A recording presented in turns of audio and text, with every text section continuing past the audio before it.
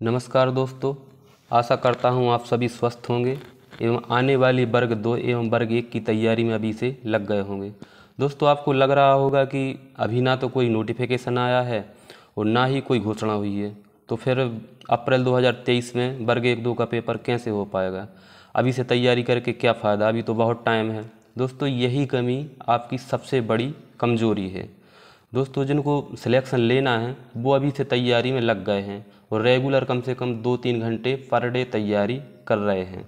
अगर आपने बीच में पढ़ाई छोड़ दी तो क्या है दोस्तों, पूरा पढ़ाई का है जो रिदम ख़राब हो जाता है। इसलिए तैयारी को रेगुलर बनाए रखें। तो मैं ज़्यादा समय ख़राब नहीं करूँगा, सीधे क्वेश्चनों पर चलूँगा। अगर उससे पहले आप मेरे चैनल पर पहली बार आए हैं तो चैनल को सब्सक्राइब ज़रूर करें। चलिए स्टार्ट करते हैं प्रश्नों को। जैसा कि आप स्क्रीन पर देख ही रहे हैं, पहला क्वेश्चन है, एक्सरे विकिरण को खालिस्तान विकार के मुख्य कारण के रूप में जिम्मेदार ठहराया जाता है। ऑप्शन नंबर, मैं इनको क्या है जूम कर देता हूं थोड़ा सा जिससे आपको ऑप्शन दिखें। Option number A mongolism, option number B बोनापन, ऑप्शन नंबर सी जल शीर्ष और ऑप्शन नंबर डी लघु शीर्षता। दोस्तों, यह जो चारों ऑप्शन हैं कि हम मंदबुद्धि बालकों की श्रेणियां दी गई हैं। दोस्तों, यह जो मंदबुद्धि बालकों का वर्गीकरण है एल.एस. पेनरोज ने अपनी पुस्तक बायोलॉजी ऑफ मेंटल डिफेक्ट में किया था। दोस्तों, जो इसका आंसर है, इसका आंसर हो जाएगा ऑप्शन नंबर डी। लघु शीर्षता के रूप में एक्सरे विकिरण को एक कारण के रूप में देखा जा सकता है। दोस्तों, जो मंगोलिज्म है इसमें, दोस्तों मंगोलिज्म में है जो मंगोल जाति के समान होते हैं, जिनकी आँखें हैं जो कैसी होती हैं, बादाम जैसी होती हैं। उनका जो सिर है या धड़ है जो बहुत चौड़ा होता है, होंठ पतले होते हैं और उनका मुखमंडल है तिरछापन होता है और गर्दन है जो दोस्तों वो छोटी होती है। और दोस्तों, जो बौनापन है या क्रीटिनिज्म है, इसमें शारीरिक वृद्धि कम होती है या 3 फीट तक ही होती है और इनकी बुद्धि लब्धि 25 से 50 के बीच में होती है। और दोस्तों, जो हाइड्रोसेफेली है, हाइड्रोसेफेली में जो सिर का आकार है 26 से 28 इंच तक हो जाता है। और जो लघु शीर्षता है जो इसमें है दोस्तों, सिर का आकार 10 से 17 इंच के बीच रहता है। तो आपको इन चारों ही क्वेश्चनों को जो ऑप्शन है इनको ध्यान रखना है, क्योंकि डायरेक्ट क्वेश्चन पुटअप होता है। देखते हैं अगला क्वेश्चन। अगला क्वेश्चन है, वाक्य को एक साथ रखने में सम्मिलित नियमों को निरूपित करने के लिए किस पद का उपयोग किया जाता है। क्वेश्चन को ध्यान से देखना। वाक्य को एक साथ रखने में सम्मिलित नियमों को निरूपित करने के लिए किस पद का उपयोग किया जाता है। Option number A telegraph, option number B रूपम, ऑप्शन नंबर सी वाक्य विन्यास और ऑप्शन नंबर डी नेस्टेड संरचना। दोस्तों, इसका आंसर है जो ऑप्शन नंबर सी वाक्य विन्यास हो जाएगा। इसके बारे में आप लोगों को मैं और फैक्ट बताना चाहूँगा जो सीधे क्वेश्चनों के रूप में पूछे जाते हैं। दोस्तों, जो रूपम है यह ध्वनि की सबसे छोटी सार्थक इकाई है। दोस्तों, ध्यान से पढ़ना। जो रूपम है जो ध्वनि की सबसे छोटी सार्थक इकाई है। रूपम को रूपग्राम या मॉर्फिन भी बोलते हैं। और दोस्तों, जो एक और रहता है प्रैग्मेटिक्स। प्रैग्मेटिक्स को बोलते हैं किसी संदर्भ विशेष में भाषा का प्रयोग करना। और वाक्य विन्यास को आप समझ ही चुके हैं। और ध्वनि की जो सबसे छोटी इकाई होती है दोस्तों, उसको बोलते हैं स्वेनेम। ध्वनि की सबसे छोटी इकाई कौन सी है? स्वेनेम, या इसको वर्ण या फोनेम भी बोलते हैं। देखते हैं अगला क्वेश्चन। अगला क्वेश्चन है, खालिस्तान के मामले में शरीर के 4 अंग प्रभावित होते हैं। Option number A triplegia, option number B biplegia, option number C quadriplegia और ऑप्शन नंबर डी हेमीप्लेगिया। दोस्तों, इस क्वेश्चन में जो 4 ऑप्शन दिए गए हैं, चारों के 4 क्वेश्चन कई एग्जामों में पूछे जा चुके हैं। यह क्वेश्चन बहुत ही इम्पोर्टेंट है, अपने यहाँ वर्ग 1 एवं 2 में भी पूछा जा चुका है। और जो इसमें 4 ऑप्शन दिए हैं, चारों ही ऑप्शन पूछे जा चुके हैं। तो इस क्वेश्चन को आप ध्यान से समझें। दोस्तों, जो इसका आंसर है जिसमें शरीर के 4 अंग प्रभावित होते हैं वह तो हो जाएगा क्वाड्रिप्लेगिया। आपको इसमें ज़्यादा ध्यान नहीं रखना है, आपको ये ध्यान रखना है कि जैसे चतुर्भुज होता है, जैसे क्वाड्रिलेटर है, तो इसमें चतुर्भुज में 4 अंग प्रभावित हो जाएंगे, क्वाड्रिप्लेगिया। और ट्राइप्लेगिया है मतलब त्रिभुज प्रकार का ट्राइंगल जैसा, तो इसमें ट्राइप्लेगिया में है जो 3 अंग प्रभावित होंगे। और बाइप्लेगिया में दोस्तों 2 अंग प्रभावित होते हैं, एक तो होता है सिर मतलब जो है हाथ या एक पैर प्रभावित होगा। और जो दोस्तों हीमोप्लेगिया है इसमें दोनों एक साथ प्रभावित होंगे, या तो दोनों पैर प्रभावित होंगे या दोनों क्या है अपने हाथ प्रभावित होंगे। दोस्तों ध्यान से सुनना, जो बाइप्लेगिया है इसमें एक हाथ और एक पैर प्रभावित होता है, मतलब एक साइड से जैसे किसी को लकवा लग जाता है, एक सिर और एक मतलब जो एक हाथ और एक पैर उसमें लकवा में एक साइड का धड़ खराब हो जाता है, उसको बोलते हैं बाइप्लेगिया। और हेमीप्लेगिया में या तो दोनों हाथ प्रभावित होंगे या फिर दोनों पैर प्रभावित होंगे। देखते हैं अगला क्वेश्चन। अगला क्वेश्चन है, भाषा में अर्थ के अध्ययन को इस नाम से जाना जाता है।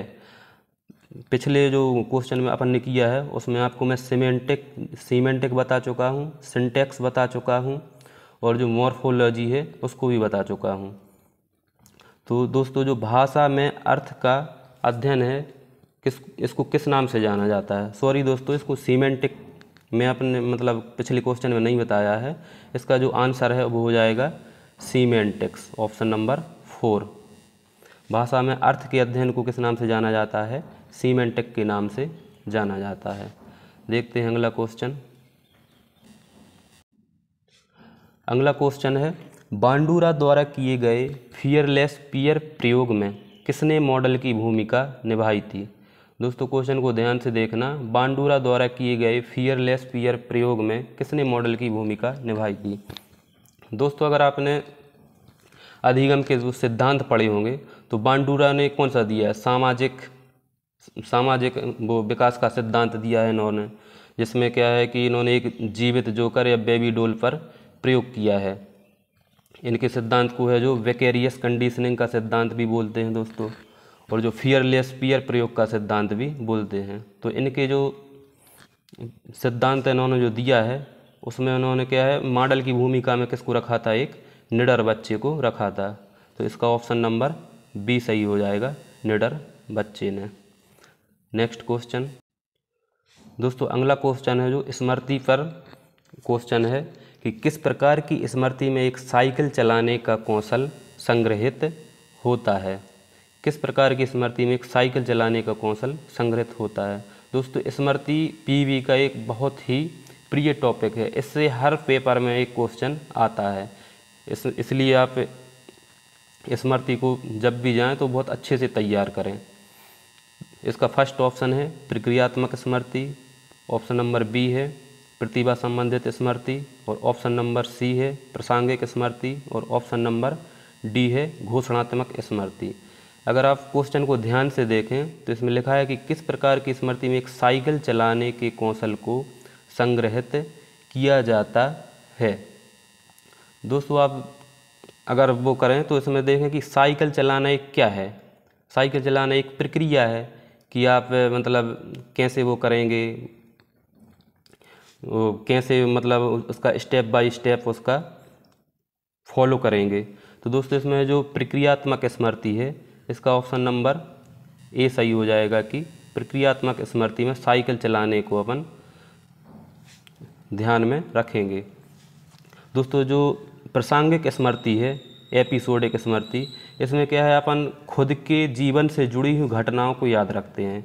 जैसे क्वेश्चन आया था कि जब मतलब राजीव गांधी की डेथ हुई थी तो उस टाइम की स्मृति उसको मतलब घटना को किस स्मृति में रखा जाएगा? तो उसमें रखा जाएगा प्रासंगिक स्मृति में। और घोषणात्मक स्मृति कौन सी होती है जो अपन क्लियर होती है? वह होती है घोषणात्मक स्मृति। तो इसका ऑप्शन नंबर ए होगा प्रक्रियात्मक स्मृति। और एक क्वेश्चन और आता है पेपर प्लान बनाने वाला। तो दोस्तों पेपर प्लान बनाना भी एक प्रक्रियात्मक स्मृति है। देखते हैं अगला क्वेश्चन। दोस्तों अगला क्वेश्चन है निम्नलिखित में से किसे अधिगम का एक संज्ञानात्मक रूप नहीं माना जाता है? क्वेश्चन को ध्यान से पढ़ना। निम्नलिखित में से किसे अधिगम का एक संज्ञानात्मक रूप नहीं माना जाता है? ऑप्शन नंबर ए प्रत्यधिकृत अनुबंधन या vicarious conditioning, option number B अव्यक्त अधिगम या latent learning, option number C विश्लेषणात्मक अधिगम या observational learning, option number C शास्त्रीय अनुबंधन या क्लासिकल कंडीशनिंग। दोस्तों जो क्वेश्चन है कि अधिगम किसे एक अधिगम का संज्ञानात्मक रूप नहीं माना जाता है। मैंने अभी पिछले क्वेश्चन बताया था कि विकेरियस कंडीशनिंग है, यह किसने दिया था, यह दिया था अपने बांडुरा ने, जो कि उनका सिद्धांत है वो अधिगम के संज्ञानात्मक सिद्धांत में आता है। जो अव्यक्त अधिगम है, अव्यक्त अधिगम दोस्तों टोलमैन का है, यह भी संज्ञानात्मक में आता है। और विश्लेषणात्मक अधिगम मतलब ऑब्जर्वेशनल लर्निंग दोस्तों यह भी बांडुरा का है, उन्होंने ऑब्जर्वेशन करके सीखने पर बल दिया था। उनके सिद्धांत को विश्लेषणात्मक अधिगम या ऑब्जर्वेशनल लर्निंग भी बोलते हैं बांडुरा के सिद्धांत को, यह भी संज्ञानात्मक सिद्धांत में आता है। इसका ऑप्शन नंबर डी सही हो जाएगा, शास्त्रीय अनुबंधन। दोस्तों जो शास्त्रीय अनुबंधन है यह पावलोव ने दिया था क्लासिकल कंडीशनिंग, जो कि यांत्रिक सीखने पर बल देता है, यह संज्ञानात्मक सिद्धांतों में नहीं गिना जाता। देखते हैं अगला क्वेश्चन। व्यक्तियों में खालिस्तान उत्पन्न विभिन्नताओं को लिंग या जेंडर संदर्भित करता है। क्वेश्चन को ध्यान से पढ़ना। व्यक्तियों में खालिस्तान उत्पन्न विभिन्नताओं को लिंग या इन्होंने ब्रैकेट में दिया है, लिंग को इन्होंने किससे निरूपित किया है, जेंडर, जेंडरविद संदर्भित करता है। ऑप्शन नंबर 1 शैक्षिक रूप से, ऑप्शन नंबर बी भावनात्मक रूप से, ऑप्शन नंबर सी जैविक रूप से और ऑप्शन नंबर डी सामाजिक रूप से। दोस्तों क्वेश्चन में दिया है जेंडर, और एक होता है दोस्तों जेंडर, एक सेक्स भी होता है, जिसमें सेक्स में होता है मेल फीमेल, और जो जेंडर में होता है दोस्तों इसमें जो क्या है सामाजिक भूमिकाएं होती हैं जो हम अपने समाज से ग्रहण करते हैं, उनको इन्होंने जेंडर के रूप में परिभाषित किया है। तो इन्होंने कहा है कि जेंडर है जो किस रूप में परिभाषित या संदर्भित करता है, तो इसका ऑप्शन हो जाएगा ऑप्शन नंबर डी सामाजिक रूप से। इस क्वेश्चन को ध्यान से पढ़ना दोस्तों, क्योंकि जब अगर क्वेश्चन में प्रश्न में दिया रहे सेक्स SEX, अगर यह दिया रहे तो यह क्या है जैविक रूप से हो जाएगा, और जब दिया रहे जेंडर तो दोस्तों इसका आंसर हमेशा हो जाएगा सामाजिक रूप से। और यह क्वेश्चन बार बार परीक्षाओं में पूछा जाता है और बच्चे भ्रमित होते रहते हैं, इसलिए क्वेश्चन को ध्यान से पढ़ें। देखते हैं अगला क्वेश्चन। निम्नलिखित में से कौन सा अधिनायकवादी पालन पोषण की विशेषता नहीं है। क्वेश्चन को ध्यान से देखना। निम्नलिखित में से कौन सा अधिनायकवादी पालन पोषण की विशेषता नहीं है। दोस्तों यह क्वेश्चन है जो पेरेंटिंग स्टाइल से पुटअप किया गया है। पेरेंटिंग स्टाइल भी पीईबी का एक बहुत ही मतलब इंटरेस्टेड टॉपिक है, इससे क्वेश्चन बहुत सारे आए हुए हैं। इसके ऊपर मैं एक अलग से वीडियो बना दूंगा पेरेंटिंग स्टाइल पे, और कुछ जो पेरेंटिंग स्टाइल हैं 4-5 प्रकार की, उसको मैं अभी बता दूंगा। दोस्तों में बताया है कि निम्नलिखित में से कौन सा अधिनायकवादी पालन पोषण की विशेषता नहीं है। अधिनायकवादी को आपको इंग्लिश में देखना है ऑथोरिटेरियन पेरेंटिंग। इसमें 2 प्रकार की होती हैं, एक ऑथोरिटेरियन रहती है और एक ऑथोरिटेरिएटिव रहती है। ऑथोरिटेरियन होती है जो एक मतलब इसको अपन वो बोल सकते हैं क्या है सत्तावादी बोल सकते हैं। तो इसमें अत्यधिक दंडात्मक, कठोर, आज्ञाकारिता की मांग, सजा के लिए स्पष्टीकरण का प्रावधान। तो इसमें है दोस्तों ऑप्शन नंबर डी इसका सही हो जाएगा, सजा के लिए स्पष्टीकरण का प्रावधान। दोस्तों 4 प्रकार की पेरेंटिंग स्टाइल को किसने बताया था, डायना बर्नार्ड ने बताया था। इन्होंने 4 प्रकार की कौन कौन सी बताई थी।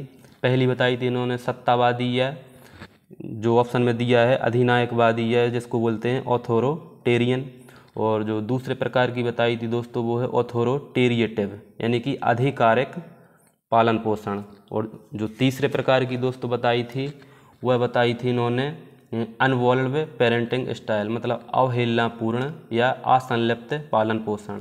और जो चौथे प्रकार की थी दोस्तों इनकी थी परमेसिव मतलब अनुज्ञाप्रद पालन पोषण या परमेसिव पेरेंटिंग स्टाइल। देखते हैं अगला क्वेश्चन। अगला क्वेश्चन है घसीट के चलने से पहले बच्चा अपना सिर उठाने में सक्षम होता है, ऐसा निम्न के संचालन के कारण होता है। दोस्तों ये क्वेश्चन है जो बाल विकास के सिद्धांत हैं उनसे पुटअप किया गया है। जो दो सिद्धांत हैं बहुत ही फेमस हैं, एक है सेफेलोकोडल सिद्धांत और एक है प्रैक्सिमोडिस्टल सिद्धांत।